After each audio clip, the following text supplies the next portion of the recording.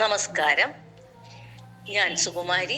Austro service online ഗ്രൂപ്പിന് വേണ്ടിയിട്ട് ഇന്നത്തെ വിഷയം സന്താന വിഷയങ്ങളെ പറ്റിയാണ്. അതായത് സന്താനം ഇല്ലാതിരിക്കുവാനുള്ള അനേകം യോഗങ്ങൾ ജാതക പാരിജാതത്തിൽ പറഞ്ഞിട്ടുണ്ട്. അവയിൽ ചിലത് ഇവിടെ പറയുകയാണ്. 5-ാം ഭാവത്തിൽ ചൊവ്വ നിന്നാൽ പുത്രനാശം ഉണ്ടാകും. എന്നാൽ ഈ ചൊവ്വ ലഗ്നാധിപനും കൂടിയായാൽ ശുഭന്റെ യോഗത്തിലോ ദൃഷ്ടിയിലോ നിന്നാലും സന്താന ഭാഗ്യമുണ്ടാകും. ലഗ്നാൽ 5-ൽ കുജനും ശനിയും നിൽക്കുകയോ അവരിരുവരുടെയും ദൃഷ്ടി വീഴുകയോ ഇരുവരുടെയും വർഗങ്ങൾ അവിടെ വീഴുകയോ ചെയ്താൽ സന്താന തടസ്സം ആണ്. 5-ാം ഭാവാധിപൻ 6-ലോ 8-ലോ നിൽക്കുമ്പോൾ 5-ൽ രാഹു നിന്നാൽ പുത്രന്മാർ ഉണ്ടാകുകയും മരിക്കുകയും ഫലം.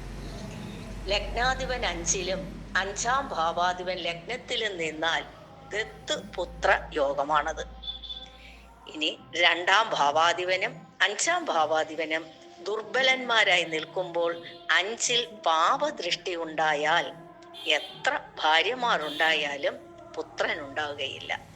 ഈ യോഗത്തിൽ ശുഭൻ നോക്കിയാലും 6-ാം ഭാവാധിപൻ നോക്കിയാലും തനിക്ക് സ്വന്തം സന്താന യോഗം കുറവാണ്.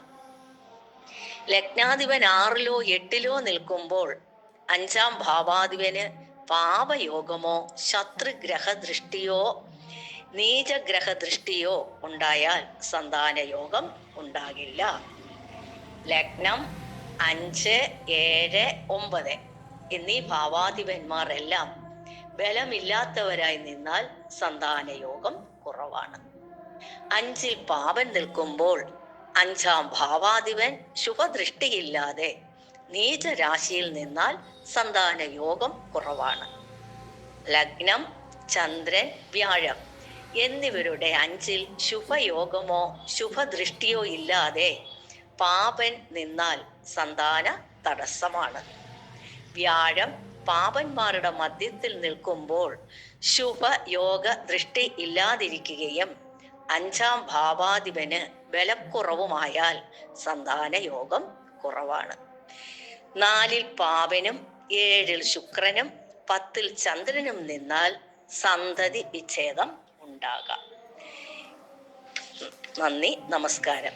ഇനി സന്താന പ്രാപ്തിക്ക് വേണ്ടിയിട്ടുള്ള ചില കാര്യങ്ങൾ അടുത്ത വീഡിയോയിൽ പറയാം.